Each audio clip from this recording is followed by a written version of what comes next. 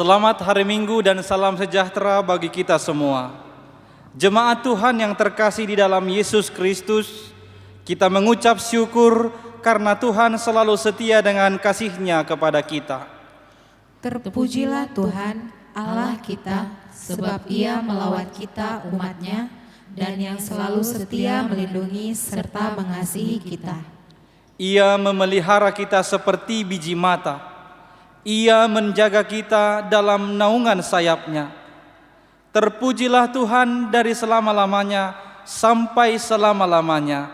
Amin, ya amin. Dengan sukacita mari kita menaikkan pujian kepada-Nya, kita bernyanyi.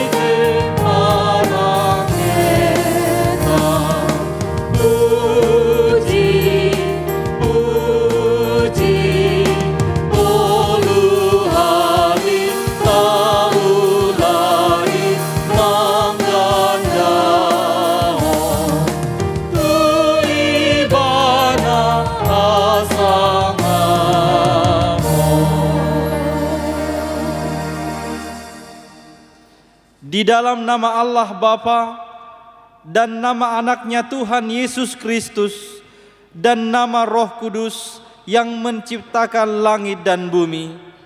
Amin. Demikianlah firman Tuhan. Permulaan hikmat adalah takut akan Tuhan. Semua orang yang melakukannya berakal budi yang baik. Puji-pujian kepada-Nya tetap untuk selamanya. Haleluya. Haleluya,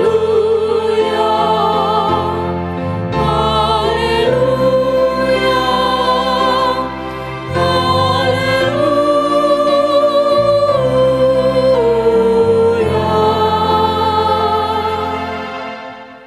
Kita berdoa.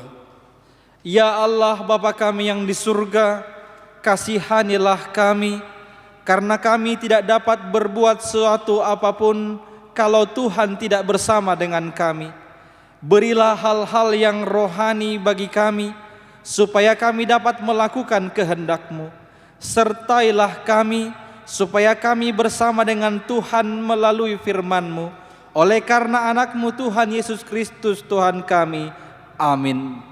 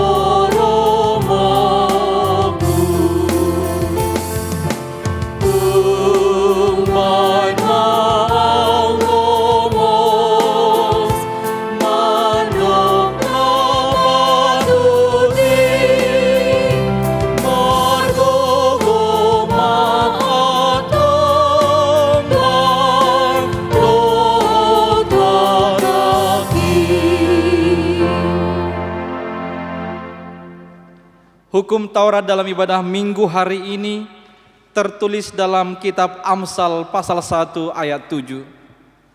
Takut akan Tuhan adalah permulaan pengetahuan, tetapi orang bodoh menghina hikmat dan didikan. Demikian hukum Taurat Tuhan, marilah kita memohon kekuatan dari Tuhan untuk melakukan hukum-Nya. Ya Tuhan Allah, kuatkanlah kami melakukan yang sesuai dengan hukum-Mu. Amin.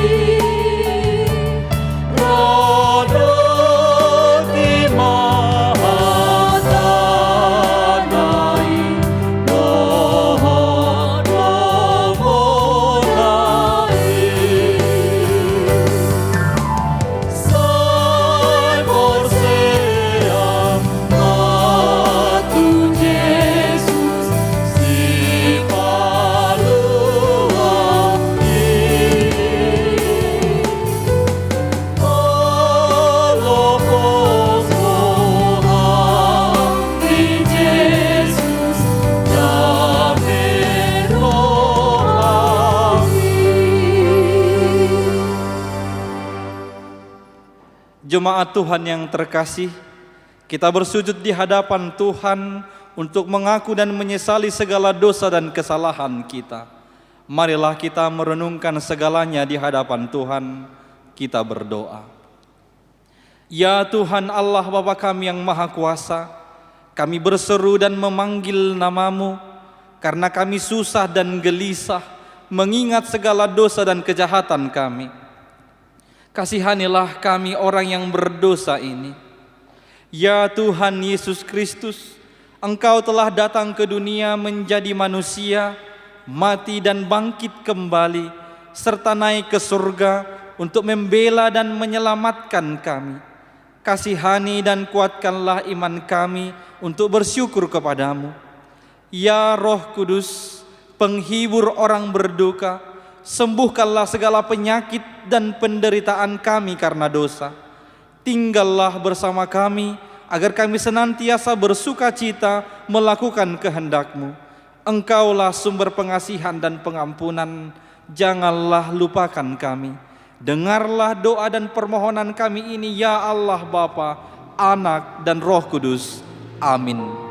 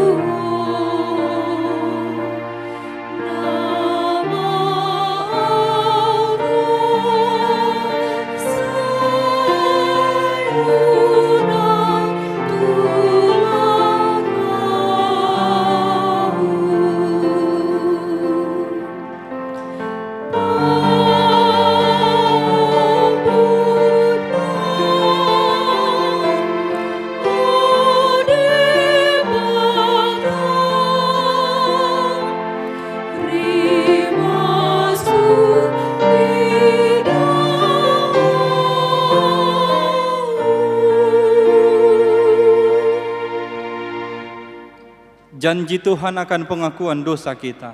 Demikianlah firman Tuhan, aku telah menghapus segala dosa pemberontakanmu seperti kabut diterbangkan angin, dan segala dosamu seperti awan yang tertiup.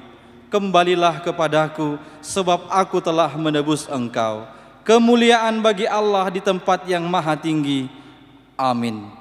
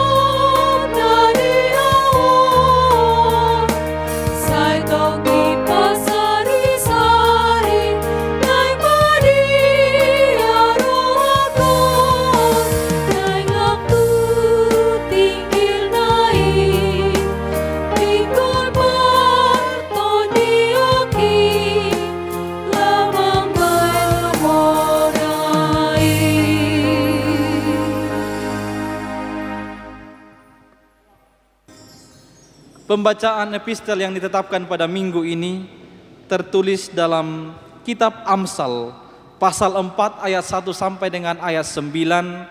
Kita membacanya secara responsoria. Beginilah firman Tuhan. Dengarkanlah hai anak-anak didikan seorang ayah, dan perhatikanlah supaya engkau beroleh pengertian.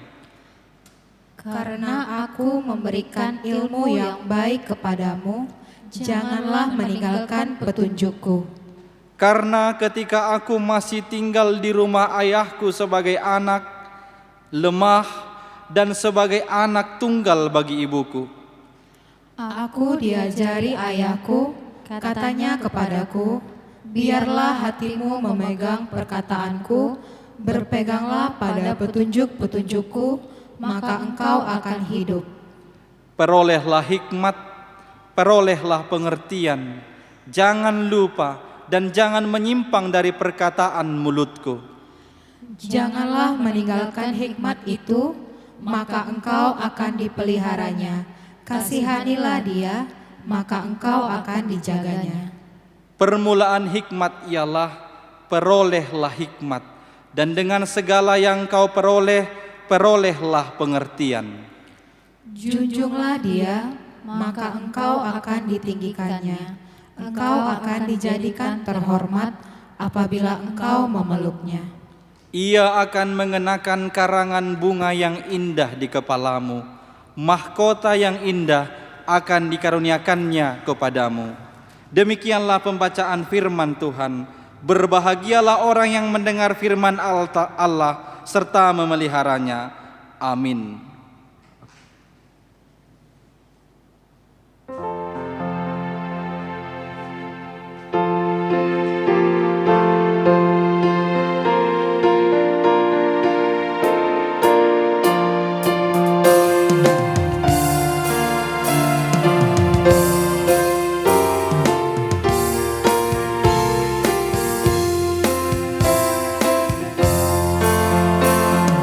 Pilih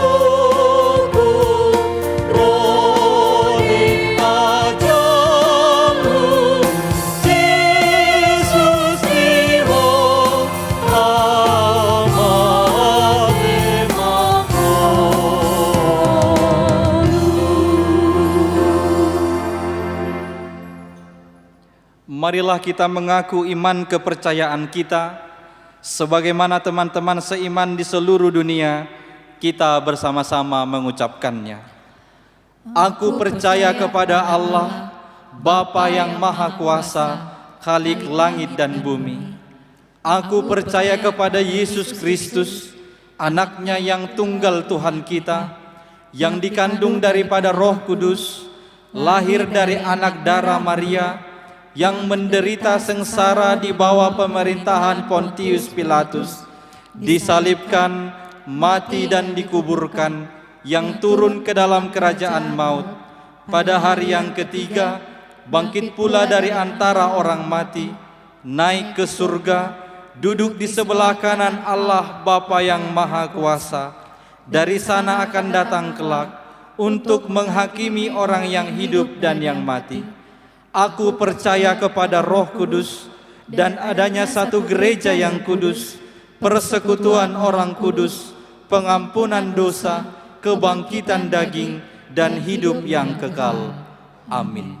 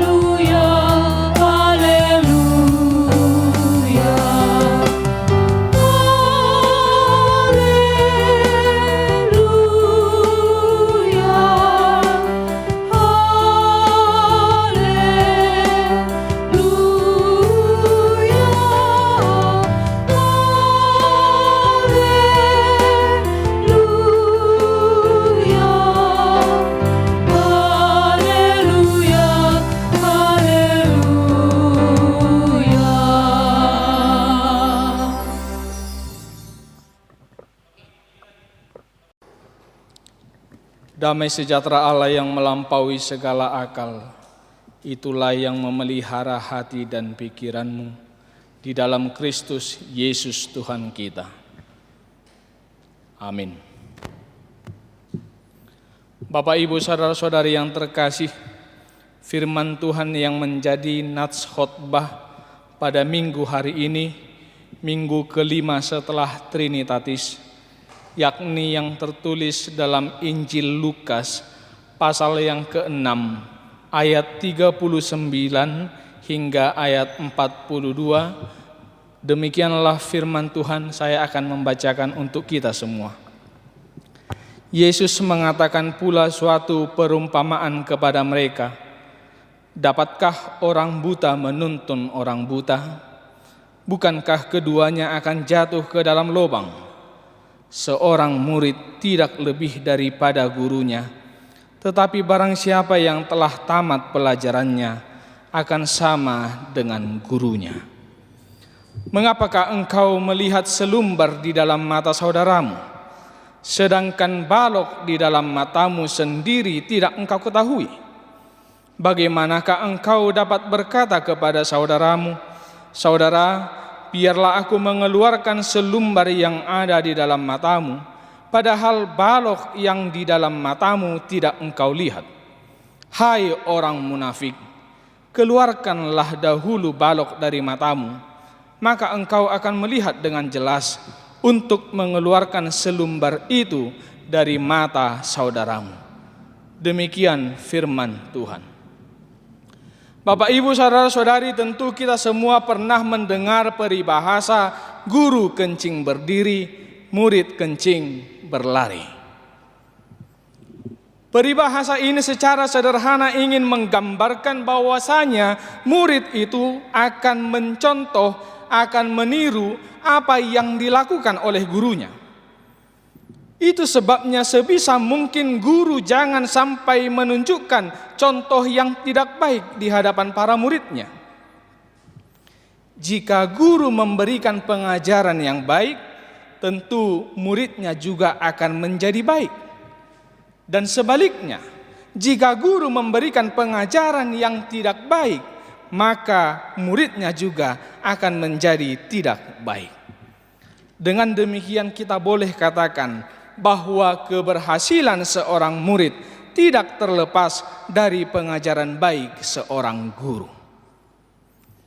Hal ini juga yang disinggung oleh Yesus dalam teks khotbah ini, di mana Yesus memberikan sebuah perumpamaan kepada orang banyak yang berbondong-bondong mengikuti Dia ketika itu, yakni orang-orang Farisi dan para ahli-ahli Taurat.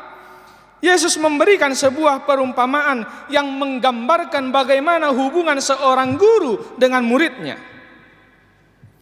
Di ayat 39 Yesus berkata, "Dapatkah orang buta menuntun orang buta? Bukankah keduanya akan jatuh ke dalam lubang?" Sebenarnya ini adalah sebuah teguran yang keras, sindiran yang tajam dan pedas terhadap orang banyak yang mengikut Yesus ketika itu. Mengapa? Karena sebenarnya Yesus berkata demikian karena Yesus tahu dan Yesus melihat sendiri bahwa mereka hidup dalam kesombongan.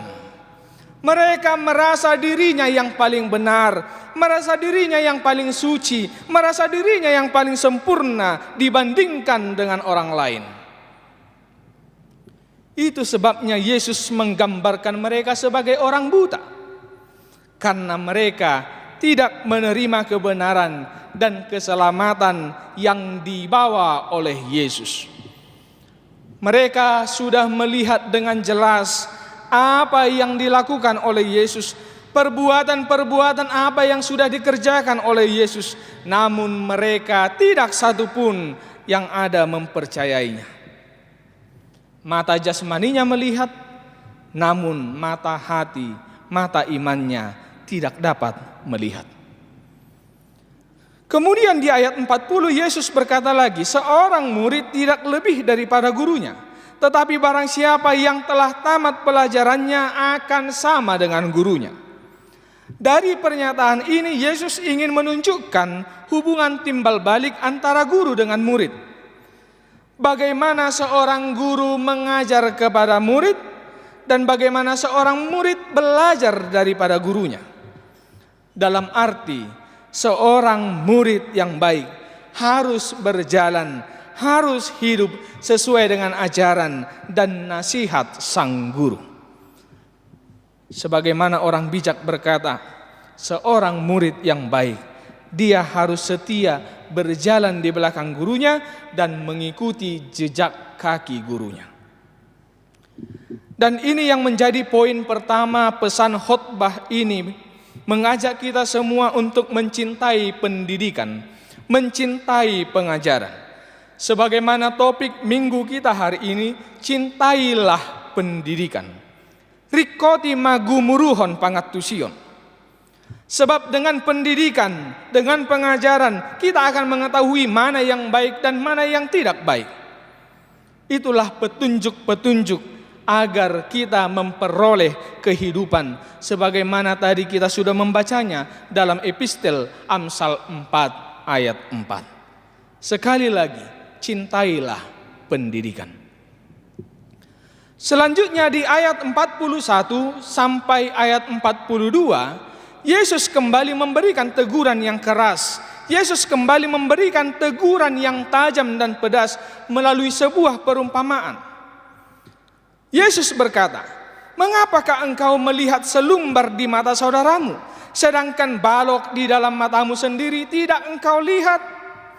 Bagaimana engkau dapat berkata kepada saudaramu, 'Saudara, biarlah aku mengeluarkan selumbar yang ada di dalam matamu,' padahal balok yang di dalam matamu tidak engkau lihat?" Mengapa Yesus berkata demikian? Tadi saya sudah jelaskan, Yesus tahu dan Yesus melihat bahwa orang banyak yang mengikutinya itu, orang-orang Farisi dan ahli-ahli Taurat itu adalah orang-orang yang sombong, yang merasa dirinya paling benar, paling suci, paling sempurna. Namun mereka tidak pernah introspeksi diri, sehingga mereka gampang menghakimi, gampang menjudge orang lain. Itu sebabnya Yesus berkata, "Mengapa selumbar di mata orang kamu lihat, sementara balok di dalam matamu tidak engkau lihat?" Tarahonado bilok ni halak di bereko, HP bilok mumpe unggorang do siap bilok ni halak. Hira-hira songoni do nuaing patuhano. Sama dengan peribahasa, semut di seberang nampak, gajah di depan mata tidak nampak. Yesus membenci perilaku yang demikian. Unang saya hira cerita ni amaniogoli, mangalu-alu maamaniogol tu dokter pribadi na madok, pabuan nong nengel inatay ima nayogol. Tambah hari dia tambah tuli, tambah nengel dokter.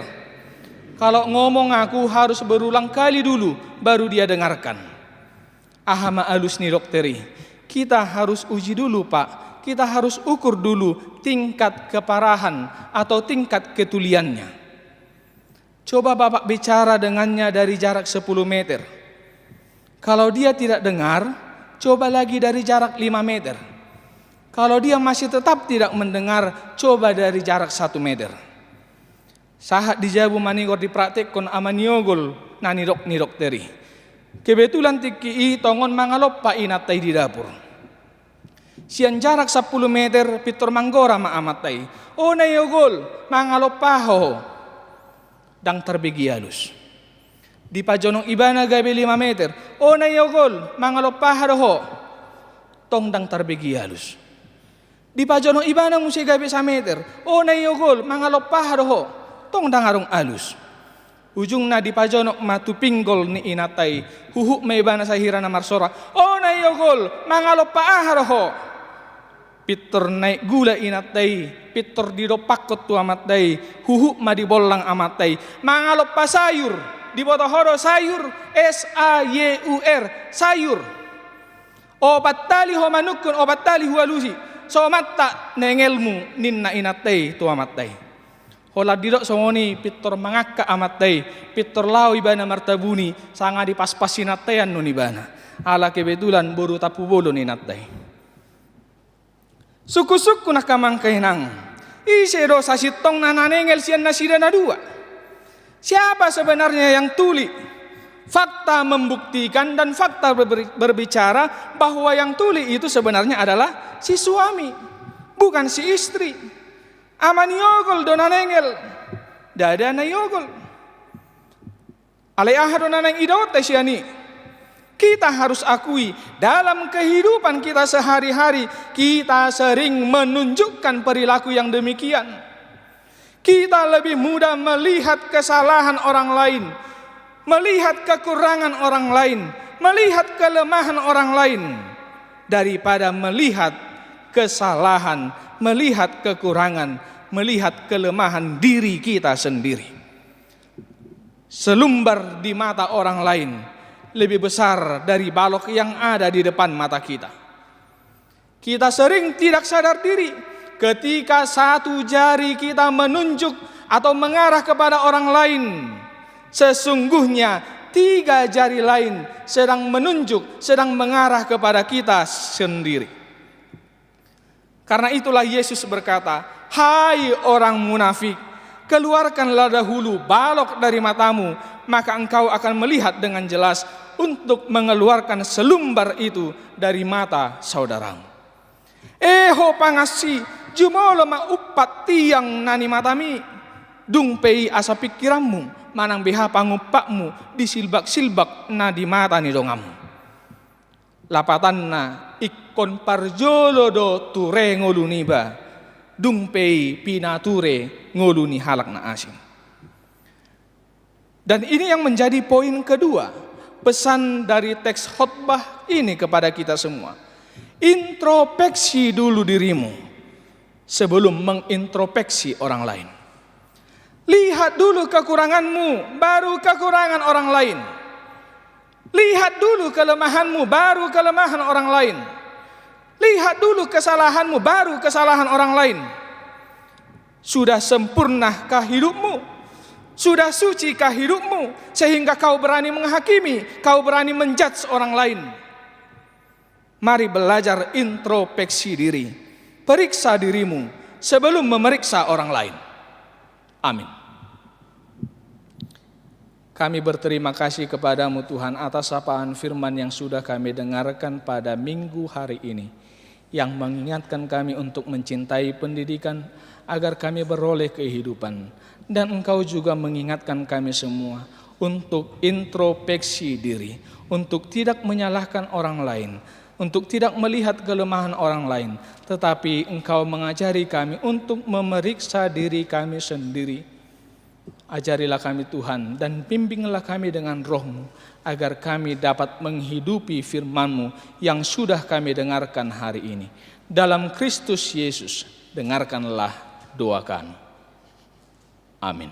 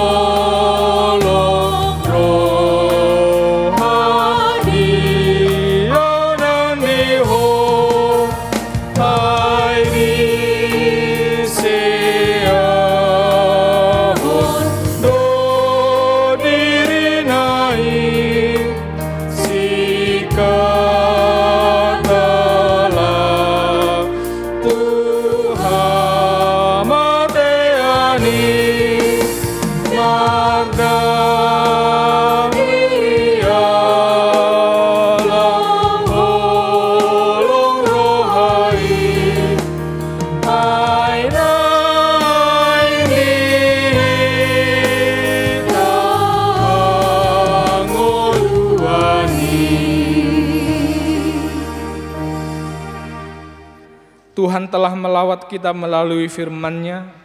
Takutlah akan Tuhan dan setialah beribadah kepada-Nya dengan segenap hatimu.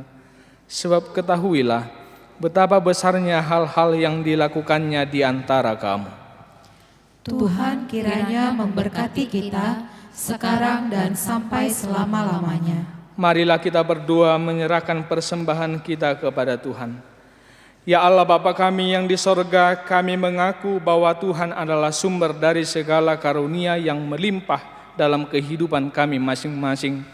Sebahagian daripada karunia itu kami serahkan kembali sebagai persembahan kepada Tuhan. Terimalah dan berkatilah persembahan umat-Mu ini, agar dapat kami pergunakan untuk pekerjaan dan pelayanan kerajaan Tuhan di dunia ini. Bukalah hati kami untuk mengenal betapa banyak berkat dan karunia yang kami peroleh dari Tuhan, supaya kami senantiasa bersyukur kepadamu. Di dalam nama Yesus Kristus Tuhan kami. Amin. Tuhan karuniamu, roh dan jiwaku semua, nyawa juga hidupku, harta milikku semua, ku serahkan padamu untuk selama-lamanya. Bapa kami yang di sorga, dikuduskanlah namamu, datanglah kerajaanmu, jadilah kehendak-Mu di bumi seperti di sorga. Berikanlah kami pada hari ini makanan kami yang secukupnya, dan ampunilah kami akan kesalahan kami, seperti kami juga telah mengampuni orang yang bersalah kepada kami. Dan janganlah membawa kami ke dalam pencobaan, tetapi lepaskanlah kami daripada yang jahat. Karena Engkau punya kerajaan dan kekuasaan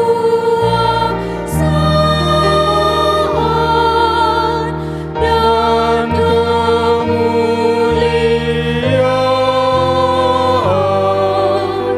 Sampai selama-lamanya. Amin.